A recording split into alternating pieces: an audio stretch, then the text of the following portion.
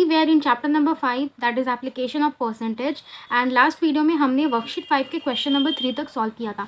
In this video we will start from question number 4. Mr. Mehta borrowed a sum of money at 8% per annum if he paid rupees 640 as interest. After 5 whole 1/3 years, that is 5 years 4 months, find the sum borrowed by him. सो यहाँ पर हम लोग सबसे पहले given सारे information को लिख लेंगे. तो बताया गया है कि मिस्टर मेहता ने कुछ पैसे बोरो किए हैं. इंटरेस्ट आपको देखो, रेट ऑफ इंटरेस्ट आपका 8% दिया गया है. एंड यहाँ पे आपको बताया गया है कि 640 रुपीज़ उन्होंने इंटरेस्ट की तरह पे किया है. And time is also given to us. So हम लोग सबसे पहले गिवन इन्फॉर्मेशन को लिख लेंगे. R is equals to 8%, time equals to 5 whole 1/3 years, जिसको हम लोग कन्वर्ट कर लेंगे इन प्रॉपर फ्रैक्शन में. 5 3 15 + 1 16/3 ईयर्स. एंड हम लोग को ऐसा ही दिया गया है 640 एज इंटरेस्ट. सो यहाँ पे सिंपल इंटरेस्ट इक्वल्स टू ₹640. सो यहाँ पे हम लोग को क्या करना है, हम लोग को find the sum borrowed by him, यानी कि हम लोग को प्रिंसिपल निकालना है. सो हम लोग प्रिंसिपल का फॉर्मूला पुट करेंगे. Therefore principal equals to SI into 100 by R into T. अब इसमें हम लोग वैल्यूज़ को पुट कर देंगे. सो 640 इंटू 100 बाय 8 इंटू 16/3, तो 16 यहाँ पे एंड 3 चला जाएगा ऊपर. 8 के टेबल में 640 चला जाएगा 80 टाइम्स में. 16 के टेबल में 80 आता है आपका 5 टाइम्स में. सो ये कट हो गया. एंड देन हमारा कितना आ रहा है, देखो 5 into 100 into 3, that is 5 3 15 into 100 equals to ₹1500 is the required sum of money that mister Mehta borrowed. And it's a word problem question, so we will write the answer statement. Therefore, Mr. Mehta borrowed ₹1500. Simple interest on a sum of money is 9/16 of the sum. If the rate is 4.5% per annum, find the time. यहाँ पे बोला गया simple interest on a sum is 9/16 of the sum. यहाँ पे जो ये सम of money use किया गया है ना वर्ड, इट मीन्स प्रिंसिपल. सो यहाँ पे हम लोग को देखो सिंपल इंटरेस्ट डायरेक्ट नहीं बताया गया, रादर कुछ रेशियो में बताया गया. तो हम लोग क्या करेंगे, हम लोग लिखेंगे let principal be ₹P. Okay, now simple interest is 9/16 of the sum. Therefore simple interest equals to 9/16 of the principal. 9/16 of the sum means 9/16 of the principal. So 9/16 P is our SI. Then rate is given to us 4.5%, जिसको हम लोग convert करेंगे improper fraction में. 4 2 8 + 1 9/2%. हम लोग को यहाँ पर टाइम को डिटरमाइन करना है. Okay, so we will put the formula. Therefore T is equals to SI into 100 by P into R. अब हम लोग को जो जो वैल्यूज़ पता है हम लोग उसको लिख देंगे. यहाँ पे SI वी डोंट नो, लेकिन SI हमारा क्या है 9/16 P. सो हम लोग 9/16 P लिखेंगे. 9/16 P. Okay, into 100 by P into R था. सो यहाँ पे P तो P है क्योंकि हम लोग प्रिंसिपल को P अज्यूम किए थे. Into R is 9/2. सो 9 नीचे एंड 2 चला जाएगा ऊपर में. अब हम लोग यहाँ पे कट करेंगे. सो 9 कट हो गया, P और P भी कट हो गया. देन 2 के टेबल में 16 आता है 8 बार में. 4 2 8 4 25. सो ये आपका बन गया 25/2 ईयर्स. अब इस 25/2 ईयर्स को हम लोग कन्वर्ट करेंगे मिक्स्ड फ्रैक्शन में. सो ये 25/2 इक्वल्स टू 12.5 ईयर्स हो जाएगा. And this is a word problem related question. So we will write the answer statement. Therefore the time is 12 whole 1/2 years. At what rate % per annum will a sum of money double itself in 8 years? Now इस question में बोला गया at what rate %, यानी कि हम लोग को rate determine करना है. will a sum of money यानी कि प्रिंसिपल double itself, तो यहाँ पे हम लोग लिखेंगे let principal be ₹P. Okay, so principal will double itself, यानी कि जो अमाउंट होगा वो होगा double of principal. Therefore amount equals to double of principal, that is 2P. तो यहाँ पे हमारा SI आ जाएगा क्योंकि देखो amount equals to P + SI होता है. So amount is 2P and principal is P + SI. So यहाँ पे हमारा SI क्या होगा, 2P - P equals to SI. So we can write therefore SI is equals to 2P - P, 2 - 1 1P, यानी कि P. तो SI हमारा आ गया. एंड यहाँ पे हम लोग को क्या बोला गया है, टाइम हम लोग को बताया गया है. So time equals to 8 years.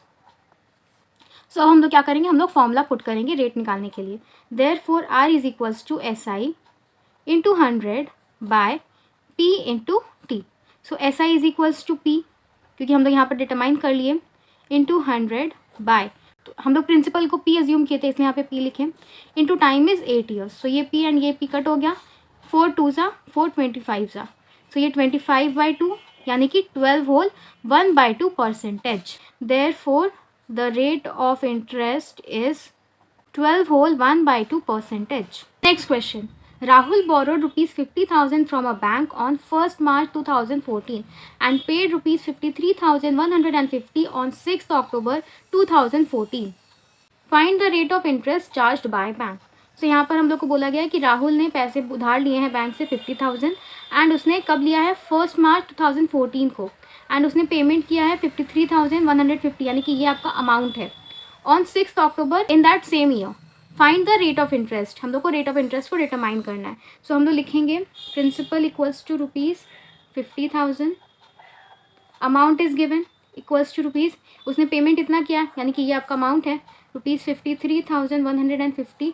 सो हम लोग एस आई को डिटरमाइन कर सकते हैं। एस आई इक्वल्स टू क्या होगा, amount minus principal that is 53,150 minus 50,000, सो ये आएगा आपका रुपीज़ 3,150 जो कि है आपका एस आई। अभी टाइम कैसे निकालेंगे, देखो यहाँ पे 1 मार्च को उसने बोरो किया है, देन मार्च के बाद आपका अप्रैल, मई, जून, जुलाई, अगस्त, सितंबर एंड अक्टूबर के 6 को उसने पेमेंट कर दिया है। उसने 1 मार्च को बोरो किया है यानी कि पूरा मार्च का महीना हमारा कैलकुलेट होगा।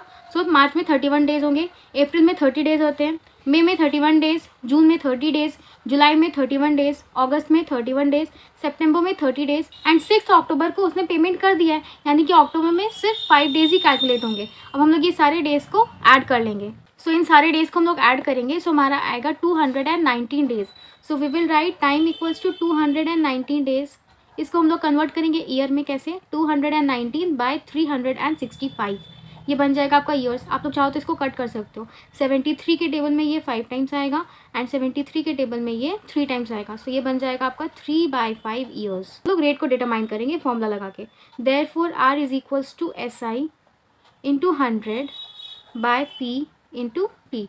सो S I is rupees 3,150 into 100 by principal हम लोग को दिया गया है 50,000 एंड टाइम इज 3/5, सो 3 यहाँ पे एंड 5 चला जाएगा ऊपर। तो यहाँ पे ये 3 zeros एंड ये 3 zeros ऐसे कट हो जाएंगे, ठीक है। एंड देन हम लोग आगे का देखो 5 के टेबल में ये 50 टाइम्स चला जाएगा, देन 3 के टेबल में हम लोग इसको कट करेंगे तो ये आपका 105 आएगा, 5 2 ज़ा एंड 5 के टेबल में 21 ज़ा। सो यहाँ पे आपका आ गया 21/2 परसेंटेज। सो इसको हम लोग कन्वर्ट कर देंगे डेसिमल में, सो ये बन जाएगा 10.5 परसेंटेज। एंड लास्ट में आंसर स्टेटमेंट लिखेंगे, therefore the rate of interest is 10.5 percentage. In what time will a sum of money double itself at 15% per annum? यहाँ पे टाइम पूछा गया है और बोला गया है कि will a sum of money double itself, यानी कि हम लोग लिखेंगे let principal be rupees p। Okay, आप यहाँ पे रुपीज़ p की जगह रुपीज़ x भी ले सकते हो एज यू विश। तो यहाँ पे बोला गया सम ऑफ मनी डबल इटसेल्फ, यानी कि जो अमाउंट होगा ना वो होगा आपका 2p। तो हम लोग यहाँ पे ऐसा ही निकाल सकते हैं, ऐसा equals to amount minus principal which is equals to 2p minus p equals to rupees p। Then हम लोग को यहाँ पे रेट ऑफ इंटरेस्ट बता दिया गया है that is 15%। So we will put the formula now, therefore time equals to S I into 100 by p into R. So S I is p into 100 by principal, तो हमारा p है, into are is 15%, ठीक है। सो ये आपका cut हो गया, 5 3 ज़ा 5 20 ज़ा, सो ये आपका 20/3 ईयर्स आ गया। सो यहाँ पर डिवाइड करने पर हमारा आएगा 6.6666 ऐसे कंटिन्यू होते जाएगा। सो हम लोग इसको राउंड ऑफ करेंगे तो ये 6.7 ईयर्स बन जाएगा। अब देखो ये 6 ईयर्स एंड ये जो 7 है ना, तो हम लोग इसको कन्वर्ट करेंगे मंथ्स में, तो ये कैसे कन्वर्ट होगा, 7 × 12 दैट इज़ 84, यानी कि 8 मंथ्स। ओके, सो ये 6 ईयर्स एंड 8 मंथ्स हो जाएगा। Therefore the time is 6 years 8 months.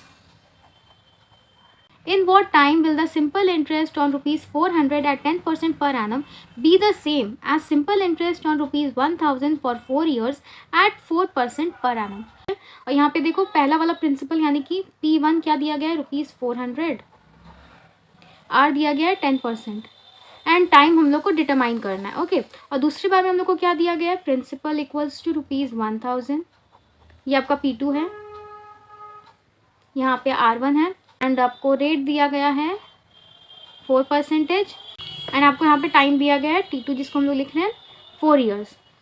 सो ये रहा हमारा गिवन इन्फॉर्मेशन एंड यहाँ पर हम लोग को बोला गया है कि इन दोनों केसेस में जो सिंपल इंटरेस्ट आएगा वो सेम होगा। सो क्या हम लोग ऐसा एक इक्वेशन बना सकते हैं? According to question, simple interest on ₹400 is equals to simple interest on ₹1000। So यहाँ पे सिंपल इंटरेस्ट का फॉर्मूला लगाएंगे P1 into R1 into T by 100 equals to P2 into R2 into T2 by 100। अब ये 100 and 100 cut हो गया and जो values पता है हम लोग लिख लेंगे। 400 into 10 into T equals to 1000 into 4 into 4। So यहाँ पे हम लोग क्या करेंगे? T निकालेंगे। सो ये क्या बन जाएगा? 1000 इंटू 4 इंटू 4 बाय, क्योंकि यहाँ पे ये मल्टीप्लाई हो रहा है तो ये इधर आएगा तो डिवाइड हो जाएगा। सो हम लोग लिखेंगे नीचे में इसको 400 इंटू 10। सो ये 0 एंड ये 0 कट हो गया, ये डबल ज़ीरोज़ यहाँ पे कट हो गए एंड 4 4 कट हो गया। सो यहाँ पे क्या आया? 4 years. Therefore the time is 4 years.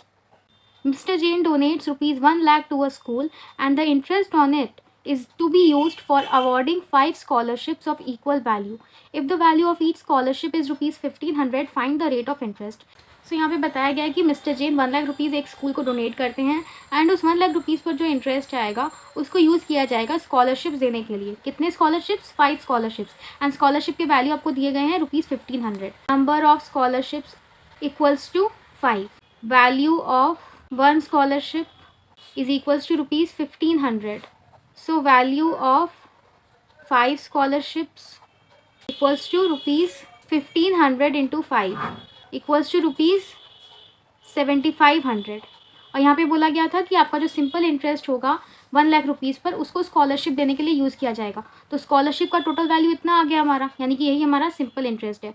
तो we will write therefore simple interest is equals to ₹7500। So principal is equals to 1 lakh and then हम लोग को रेट निकालना है। टाइम हम लोग को नहीं दिया गया है तो हम लोग इसको अपने आप अज्यूम करेंगे 1 ईयर का and then will put the formula. Therefore R equals to SI into 100 by P into T which is equals to 7500 into 100 by 1 lakh into 1। So यहाँ पे देखो 0 0 कट, 0 0 कट, डबल ज़ीरो फिर से कट हो गया। 5 2 जा एंड 5 के टेबल में 15 जा। सो ये आपका 15/2 आया। इसको हम लोग चाहें तो कन्वर्ट कर सकते हैं डेसिमल में, तो ये बन जाएगा 7.5%, which is the required answer statement. Therefore the rate of interest is 7.5%. Okay, so here ends our worksheet 5 and this was all in today's session. I hope the video was helpful to you. If it was, please hit the like button and share and subscribe to the channel. Thank you.